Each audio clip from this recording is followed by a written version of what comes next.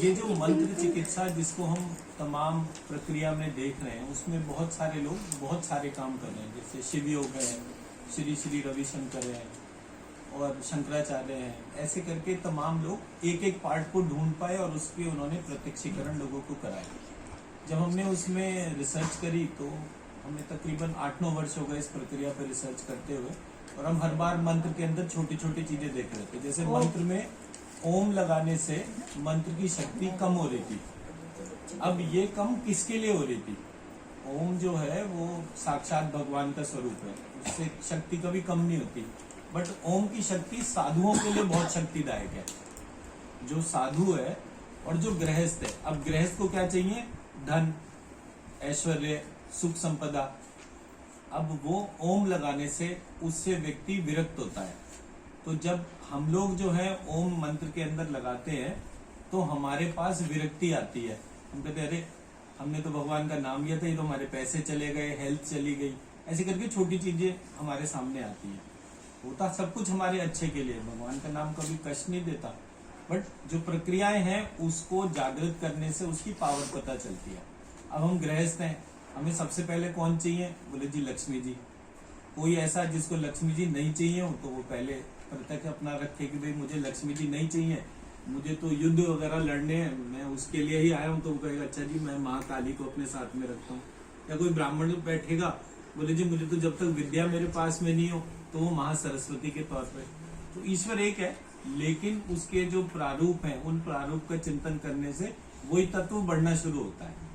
तो हमारा जो उद्देश्य था वो लोगों को उस तत्व से जोड़ने के प्रभाव को हाईलाइट करना था कि जब आप गृहस्थ हैं तो आपको प्रत्येक स्थिति में जो है लक्ष्मी जी को ध्यान करके ही करना चाहिए। तो संस्कृत में कहते हैं लक्ष्यते इति लक्ष्मी, जहाँ लक्ष्य है वहां पर लक्ष्मी है। तो बड़ा आसान सा है, जिस घर में लक्ष्मी की समस्या है वहां पर कोई लक्ष्य भी नहीं होगा। तो जैसे ही हम उस लक्ष्य को अपने अंदर डालेंगे एकदम से हमारे काम धंधे बढ़ते चले जाते हैं। तो ये लक्ष्मी जी के तौर पर हो गया।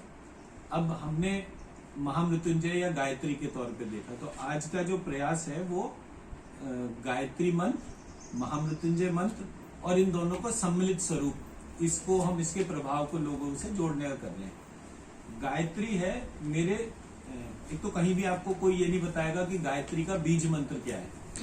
गायत्री का बीज मंत्र है ज्ञत्री, ये आपको कहीं नहीं मिलेगा। तो गायत्री का ध्यान करने में आपको ज्ञत्री बीज ध्यान करना है। जब हम ज्ञत्री बीज को ध्यान करते हैं तो हमारा गायत्री का चिंतन शुरू होता है। गायत्री है क्या?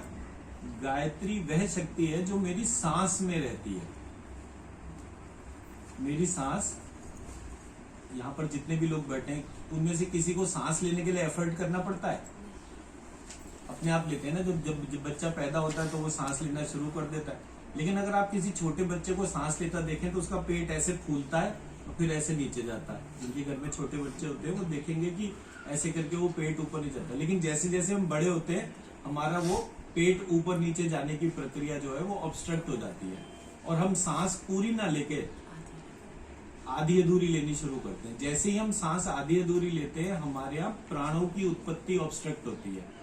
जब हम सांस को नाक से नाभि तक और नाभि से नाक तक लेते हैं तो हमारे शरीर में प्राणों की उत्पत्ति होती है। जब हमारे शरीर में प्राणों की उत्पत्ति होती है तो हम निरोगी रहते हैं। ये प्राण जो है फिर अग्नि से जुड़ते हैं तो अग्नि को तेज में परिवर्तित करते हैं। तो हम लोग अपने आसपास ऑरा देखते हैं। जैसे देवी देवताओं के इनके फोटो देखेंगे तो उनके पीछे एक पीले रंग का ऑरा होता है। बैठिए, तो उनके पीछे एक ऑरा होता है। ये ऑरा उनकी अग्नि के परिवर्तन से होता है।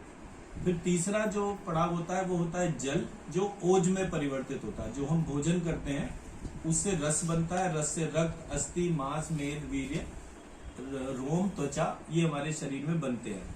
तो एक ही लिक्विड होता है, वो लिक्विड ओजस्विता देता है। ओजस्विता का जो अर्थ है वो ये है कि हम जितनी भी संतान उत्पन्न करते हैं वो सारी ओजस्वी होती है, उनके अंदर एक ही शक्ति होती है। तो ये प्रक्रिया जो है हमारे यहाँ प्राय लुप्त हो चुकी है, इस पे हम बात नहीं कर पाते हैं। तो मैंने जब इसको देखा तो मैंने गायत्री मंत्र में भू भुव स्वा ये तीनों हम सोचते हैं कि ये बीज मंत्र है, बट ये तीनों बीज मंत्र नहीं है। भू भुव स्वहा, ये तीनों लोकों के बारे में बताया गया कि भू मतलब जिस पे हम अर्थ पे रहते हैं, भुआ ऊपर, स्वा उसके अलावा। तो जहां कहीं भी ये तीन है, जबकि तीन लोक की बात नहीं थी, तीन बीज मंत्रों की बात थी। तो पहला बीज मंत्र था ज्ञत श्री,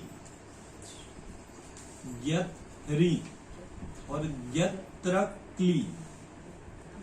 श्रीम ह्रीम क्लीम, इन तीनों का गायत्री के द्वारा यानी श्वास के द्वारा जितना भी भाग हम जान पाए उसको ज्ञत श्री, ह्रीम में जो कुछ जान पाए उसको ज्ञत ह्री और क्लीम में जो कुछ जान पाए वो ज्ञत्र क्ली। तो ये तीन को हमने जागृत करा, तो हमारी श्वास जो है वो जागृत हो गई और श्वास प्राणों को उत्पन्न करने लगी। पहला स्टेप। दूसरा, महामृत्युंजय का जो बीज मंत्र है वो तमाम सब जगह ह्रोम जूम सह लिखा हुआ है।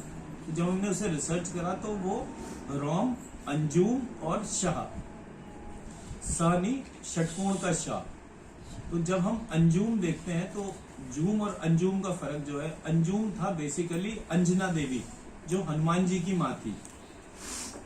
तो अंजना देवी ने एक ऐसे पुत्र को जन्म दिया जो अजर अमर था।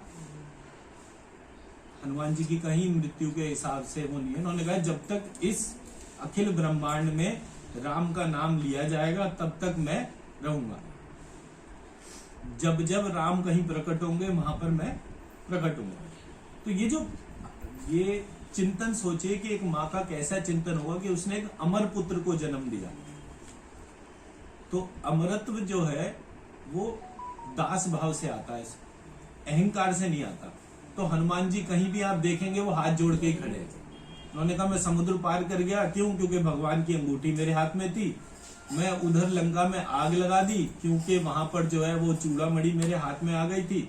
तो उसके तौर पे तो मैंने कोई चीज करी नहीं, जो कुछ करी प्रभु श्री राम ने करी।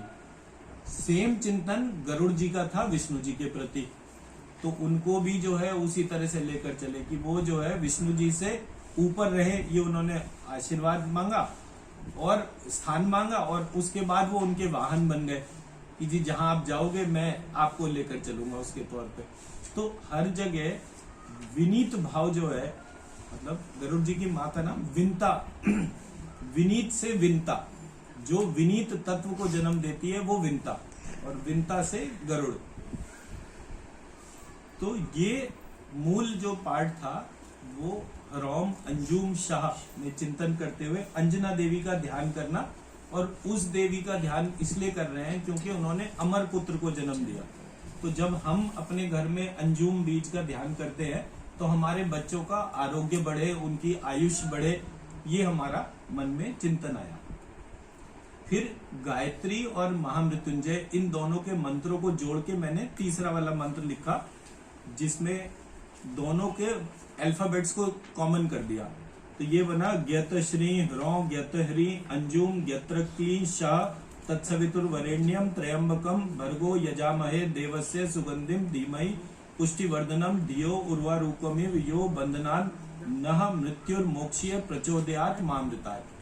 इस मंत्र को करने से गायत्री और मृत्युंजय, मतलब हमारे यहाँ ईश्वर को अकेले नहीं पूजा गया। मतलब कोई भी शिव जी की पूजा नहीं करता। शिव जी चाहिए तब जब शिव जी के साथ में पार्वती जी आए, रामचंद्र जी चाहिए तब जब उनके साथ में सीता जी आए। अकेले व्यक्ति के साथ कितनी समस्या होती है। आपके घर में कोई एक व्यक्ति आ जाए, मान लीजिए मैं अकेला आ जाऊं, तो आप कहेंगे ना बिठाऊं या नमस्ते करूंगे, जी घर पे कोई नहीं है। बट मैं और आरती दोनों आए तो उसमें फिर आप कहोगे हाँ कोई दिक्कत नहीं है, आराम से बैठिए, कौन आया बोले ये आए। तो अकेले ईश्वर को भी बिठाया नहीं गया हमारे यहाँ। जब बिठाया परिवार के साथ बिठाया, क्योंकि हमारे यहाँ परिवार ही प्रमुख चिंतन है। ठीक है जी। तो हमने ये सोचा कि अकेले गायत्री माँ को बुलाएं तो भी समस्या होगी, अकेले महामृत्युंजय को बुलाएं तो भी समस्या होगी। दोनों एक साथ आओ मेरे घर में, एक मेरी सांस में विराजमान हो, एक मेरे गले में विराजमान हो। मैं बोलूं तो आपके हिसाब से और मैं सांस लूं तो आपके हिसाब से। इस उद्देश्य को ध्यान में रख के हम आज का हवन शुरू करेंगे। ठीक है जी। तो महामृत्युंजय को गले में ध्यान रखना है, गायत्री मंत्र को अपनी श्वास में ध्यान रखना है, और एक आप सबको लास्ट टाइम में मैंने कराया था, दोनों कानों के बीच में एक सीधी लाइन खींचनी है, उसके सेंटर पॉइंट पे अपने आत्मा का ध्यान करना है। आप लोग सब एक दफे आंखें बंद कर लीजिए जिन्होंने पहली बार कर रहे हैं, और अपने ध्यान को